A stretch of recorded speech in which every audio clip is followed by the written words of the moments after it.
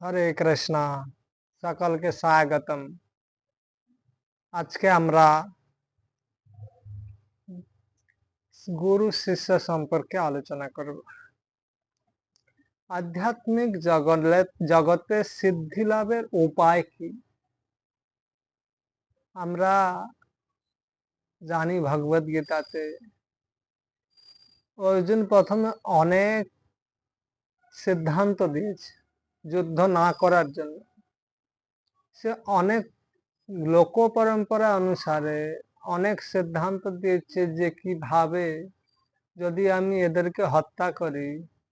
তিনি কুলক্ষয় জনিত দোষ দর্শন করিয়েছেন। কুলক্ষয় কৃতজ্ঞ মিত্রদ্রোহে চ পাতকম কুলক্ষয় প্রণশান্তি কুল ধর্ম সনাতন ধর্ম নষ্টে কুলং কৃষ্ণ অধর্মামি ভবত্যত অধর্মামি ভবাৎ কৃষ্ণ অদুষ্যন্তি কুল স্ত্রিয় ত্রিশু দুষ্টাসু যার স্নেহ জায়তে বর্ণ সংকরে। অর্থাৎ আমি যদি যুদ্ধ করি কুলক্ষয় হবে, স্ত্রীরা দুষ্ট হবে, স্ত্রীরা দুষ্ট হলে বর্ণসংকর হবে, তাহলে অবাঞ্ছিত সন্তান উৎপন্ন হবে। তাহলে কথম জ্ঞেন গেহমস্নাবি পাপদস্মা নিবর্তন। আমরা এই কিছু জেনেও কেন পাপ থেকে বিমুক্ত হব না? তুমি কেন আমাকে এভাবে উপদেশ দিচ্ছ যুদ্ধ করার জন্য? তারপরে দ্বিতীয় অধ্যায় গিয়ে বলছে গুরুন হত্যা মহানুভাবান, কোন মহানুভাব ব্যক্তি তার গুরুদেবকে কখনো হত্যা করতে পারে? তুমি কি পারবে তোমার গুরুদেবকে হত্যা করতে? তো এভাবে তিনি অর্জুন তার কোমলতা প্রদর্শন করে তারপরে দ্বিতীয় অধ্যায় গিয়ে বলছে এবং তা ঋষিকেশে গুড়া বেসন ভারত ন যৎসেতি গোবিন্দ, আমি যুদ্ধ করব না, এটাই আমার ফসলা। তারপরে পদ্ধতি তং তো থাকলে পয়াবিষ্ট মশ্রু পূর্ণা কালেকশন, এই কথা বলে কৃষ্ণ ও অর্জুন পুরো ক্রন্দন করছে। হ্যাঁ, তারপরে কৃষ্ণ ভাবছে যে তুমি এত জ্ঞান দিচ্ছে, এত বিদ্যান, তুমি এগুলো কোথা থেকে পেয়েছো? তো অর্জুন এটা পেয়েছে কোথা থেকে? না, পাড়া প্রতিবেশী বলে, জ্যেষ্ঠরা বলে, সেটাই শুনেছে। সে কিন্তু শাস্ত্রসম্মত ভাবে এই শিক্ষাগুলো বলছে না। কারণ শাস্ত্রসম্মত ভাবে ন জায়তে স্মৃত বা কদাচিন, কখনো জন্ম হয় না, কখনো মৃত্যু হয় না। কিন্তু তিনি যখন দ্বিতীয় অধ্যায় সপ্তম শ্লোকে গিয়ে সমর্পণ হয়েছে, যেহেতু কৃষ্ণ অর্জুন গুরু পরম্পরা পায়নি, সেহেতু তিনি কৃষ্ণকে গুরু রূপে গ্রহণ করে বলছেন কার্পণ্য দোষ পহত স্বভাব পৃচ্ছামিতং ধর্ম সমরচেতা, আমি কিংকর্তব্য বিমূঢ় হয়ে তোমাকে ধর্ম সম্পর্কে জিজ্ঞাসা করছি, আমাকে উপদেশ প্রদান করো। আর যখনই এই কথাটা বলেছে, সঙ্গে সঙ্গে 11 নম্বর শ্লোকে গিয়ে গুরু প্রথম তার গুরুর যে কর্তব্য সেটা পালন করছে। শিষ্য হচ্ছে শাসন গ্রহণ করা। শিষ্য কথার অর্থ হচ্ছে গুরুদেবের শাসন গ্রহণ করা। গুরুদেব হচ্ছে শিষ্যকে শাসন করে এবং শিক্ষা প্রদান করে থাকেন। তিনি ফার্স্ট তার যে গুরু দায়িত্ব, শিষ্যকে শাসন করতে শুরু করেছে। কি বলছে? অশোচনম শোচস্তং প্রজ্ঞাবদাংশ ভাষ্যসে গতাসুচ নানুশোচন্তি পণ্ডিতা। তুমি বিশাল বড় পণ্ডিতের মতো কথা বলছো, কিন্তু যে বিষয়ে শোক করা উচিত না সেই বিষয়েই শোক করছে। এটা হচ্ছে প্রথম শাসন। আর যখন অর্জুনকে শাসন করেছে, তারপরে প্রথম জ্ঞান দিচ্ছে। প্রথম জ্ঞানটা হচ্ছে আমাদের আধ্যাত্মিক জগতে আমাদের, আমি যে দেহ নয় আত্মা, সেই শিক্ষা। দেহিনস্মিন যথা দেহে কৌমারং যৌবনং জরা নতেবাহং জাতুনাসং নতং নেমে জনাধিপা। এমন কোন সময় ছিল না, তুমি ছিলে না আর আমি ছিলেন না, আর ভবিষ্যতেও কখনো ওদের অস্তিত্ব বিলুপ্ত হবে না। তারপরে কি বলছে? দেহিনস্মিন যথা দেহে কৌমারং যৌবনং জরা। অর্থাৎ শরীর, আমরা যখন প্রতিনিয়ত শরীর ছোট থেকে বড় হয়েছে, শিশু থেকে চলতে পেরেছে, তারপরে কথা বলতে পেরেছে, তারপরে কৌমার যৌবন এবং বৃদ্ধের মাধ্যমে যেভাবে পরিবর্তিত হয়, সেইভাবেই আত্মা এক শরীর থেকে আরেক শরীরে গমন করে। এ হচ্ছে গুরুর কর্তব্য। তো গুরুর কাজ হচ্ছে প্রথমে শিষ্যকে শাসন করবে। শিষ্য যদি বাধ্য হয়, তখন তার মধ্যে আধ্যাত্মিক বীজ রোপণ করবে। না হলে কিন্তু শিষ্য যদি গুরুদেবের শাসন করার ক্ষমতা অর্জন করতে না পারে, তাহলে সে কোনোদিন আধ্যাত্মিক সিদ্ধি লাভ করতে পারবে না। একটা সুন্দর কাহিনী রয়েছে, আমাদের কলকাতার একজন জজ সাহেব এই বিষয়টা বলেছিলেন। তো উনি এখনো জীবিত রয়েছেন, এটা সত্য। কিছু কাল, আজ থেকে প্রায় সম্ভবত 40-50 বছর আগেকার কথা, 40 বছর আগেকার কথা।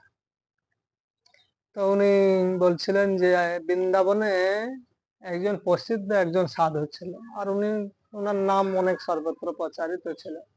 তো ইনি ওনার বিষয়ে শুনেছিলেন এবং উনি কলকাতাতে যান ওনার দর্শন করার জন্য বা ওনার কাছ থেকে দীক্ষা প্রাপ্ত হওয়ার জন্য। উনি যখন বৃন্দাবনে যান, তখন ওই গুরু তার শিষ্যদেরকে নিয়ে বৃন্দাবন পরিক্রমা করছিলেন। তো বৃন্দাবন পরিক্রমা করতে করতে তো এ প্রভুজি ওইখানে গিয়ে ওদের সাথে যুক্ত হন। তখন ওই গুরুর যে একজন পার্সোনাল সেবক ছিল, ওনার শিষ্য, তিনি গুরুদেবের প্রতি খুব সমর্পিত ছিলেন, গুরুদেবের সেবা করতেন, গুরুদেবের জন্য রান্না করতেন। কিন্তু গুরুদেব সবার সাথে মধুর ব্যবহার করত, কিন্তু ওই শিষ্যটার সাথে খুব দুর্ব্যবহার করত, ওকে গালি দিত, ওকে মারতো, ওর সাথে কোনোদিন সাধুভাবে কথা বলছে তো না, তুই কি করছিস, তুই এটা কেন করেছিস, এইভাবে ঝেড়ে ঝেড়ে কথা বলতো। তো একদিন পরিক্রমা করতে করতে ভগবানের ভোগ কেউ যাতে না দেখতে পায়, এইভাবে রন্ধন করতে হয়। তো এই শেষ ভক্তটা কি করছিল, একটা কাপড় ঘেরে, চারপাশে কাপড় ঘেরে তার ভেতরে রান্না করছিল ভগবানের উদ্দেশ্যে ভোগ, এবং গুরুদেবেরকে ওই প্রসাদ গুরুদেবই পেতেন। তো এমতো অবস্থায় কি হয়েছে, কোন একজন বাঙালি মাতাজি ওই পরিক্রমাতে যোগদান করেছিল, অন্য কোন পরিক্রমা হোক বা ওই পরিক্রমা একজন ভক্ত মাতাজি, উনি কি করেছে, ভেতরে কি করছে দেখার জন্য কাপড়টার উপর দিয়ে তাকিয়েছে, আর এইটা গুরুদেব দেখতে পেয়ে গেছে। এবারে ভগবানের ভোগ রন্ধন হচ্ছে, তা দেখে নেওয়ার কারণে গুরুদেব খুব রুষ্ট হয়ে গেছে। আর গুরুদেব কি করেছে, একটা বড় ডালা ছিল, গাছের ডালা, আর ওই ডালাটা দিয়ে লেগে প্রচুর পিটিয়েছে ওই ভক্তটাকে, প্রচুর পিটিয়েছে।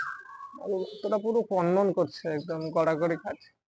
আর এই জজ সাহেব ওখানে সবকিছু দেখছে, আর উনি ভাবলে আমি এলাম গুরুদেবের কাছে দীক্ষা নেওয়ার জন্য, আর এরকম ব্যবহার করছে, দীক্ষা নমস্তে লাগবে না, এরকম ব্যবহার করছে গুরুদেব। তখন ও কিছু বলে নাই, ও চুপচাপ দেখছে বিষয়গুলো। পরবর্তীকালে ওই শিষ্যটা খুব ক্রন্দন করেছে, তারপরে আবার উঠে গিয়ে আবার ওই সব জিনিসপত্র ফেলে আবার নতুন ভাবে ভোগ রন্ধন করে ভোগ লাগিয়ে গুরুদেবকে প্রসাদ পাইয়েছে। প্রসাদ পাওয়ানোর পরে অনেক দেরি হয়ে গেছে, যে টাইমে প্রসাদ পাওয়া ধরুন 1:30-2 প্রসাদ পায়, ওই জায়গাতে 4টা বেজে গেছে। তখন গিয়ে গুরুদেব বিশ্রাম করেছেন, চরণ দাবাচ্ছে। তখন উনি, শিষ্যটা ক্রন্দন করছে, এক মোটর জল গুরুদেবের চরণে পড়েছে। তো গুরুদেব বলছে, তুমি কাঁদছো কেন? না গুরুদেব, আমার জন্য আপনার আজকে প্রসাদ সেবাটা দেরি হয়ে গেছে। দেখেন তার মনোভাবটা কি। তিনি এত মার খেয়েছে, তাও অভিযোগ করছে না, গুরুদেব আপনি আমাকে মারলেন, এই কথা বলছে না। আমার কষ্ট হয়েছে গুরুদেব, এই কথা বলছে না। কি বলছে, গুরুদেব আমাকে ক্ষমা করুন, আমার কারণে আজকে আপনার প্রসাদ সেবাতে দেরি হয়ে গেছে, আমি আপনার যথাযথভাবে সেবাটাও করতে পারলাম না। আর এই কথাটা যখন বলছে, গুরুদেব বলছে, তুমি আজকে ফার্স্ট হয়ে গেলে, যেতে গেলে, এবার বলো তোমার কি লাগবে, তুমি এখনই রাধারানীকে পেতে চাও, তুমি এখনো গোলকে যেতে চাও, তুমি যা চাইবে আমি এক্ষুনি তা দিতে পারি। তখন বলছে, না গুরুদেব, আমি যেন আপনার সেবা করতে পারি। ব্যাস। তারপরে এরকম কিছু সময় পরে ওরা পরিক্রমা করতে করতে কিছু ভক্ত গিয়ে বলছে, গুরুদেব, আর ওই ভক্তটার শরীর খারাপ হয়ে গেছে, ও উঠতে পারছে না, বিছানাতে শুয়ে আছে। তখন বলছে, গুরুদেব বলছে ওর সময় হয়ে গেছে। তখন গুরুদেব বলছে, চল আমরা যাবো ওর কাছে। তখন গুরুদেব বাকি শিষ্যদেরকে নিয়ে ওর কাছে গিয়েছে। ওর কাছে গিয়ে বলছে, কি ব্যাপার, তোর কি হলো? তখন বলছে গুরুদেব আমাকে ব্রজদেবীকে শ্রীমতী রাধারানী ডাকছে।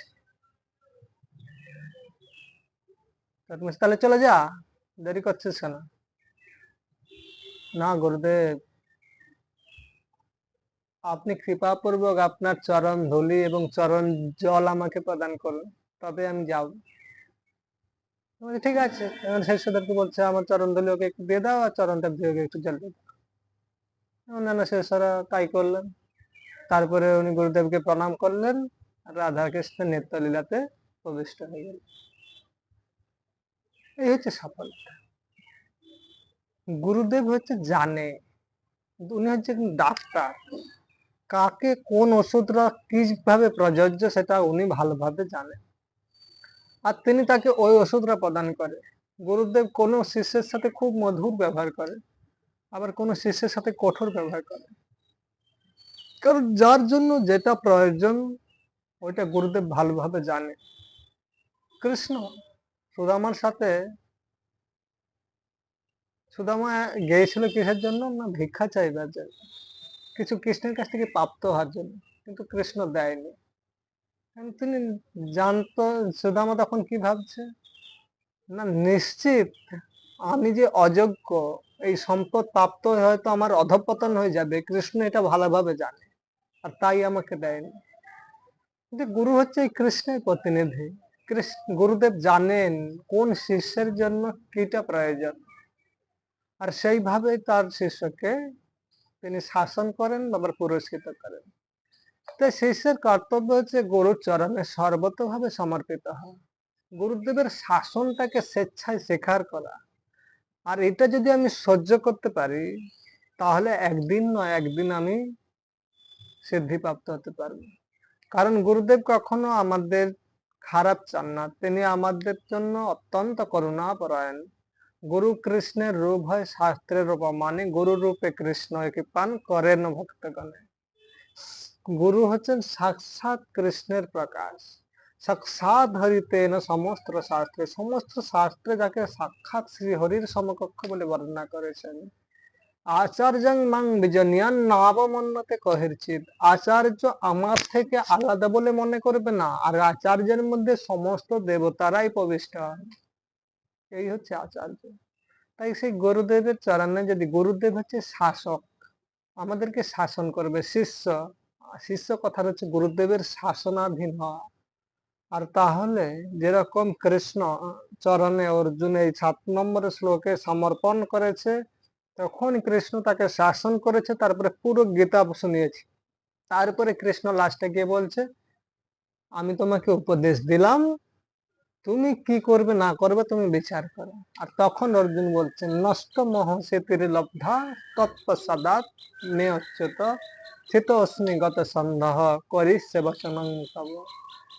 আমি আর সমস্ত মোহ নষ্ট হয়ে গেছে, এখন তুমি যা বলবে করিস সে বচনং তব, আমি তোমার সেই কথাই পালন করব।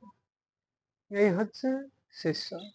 সে যেহেতু শিষ্য রূপে সমর্পিত হয়েছে, কৃষ্ণ তাকে শাসন করেছে, তুমি পণ্ডিতের মতো কথা বলছো, যে বিষয়ে শোক করা উচিত না সেই বিষয়ে শোক করছে, যেভাবে তাকে বকা দিয়েছে, সে ওটা শাসন সহ্য করেছে।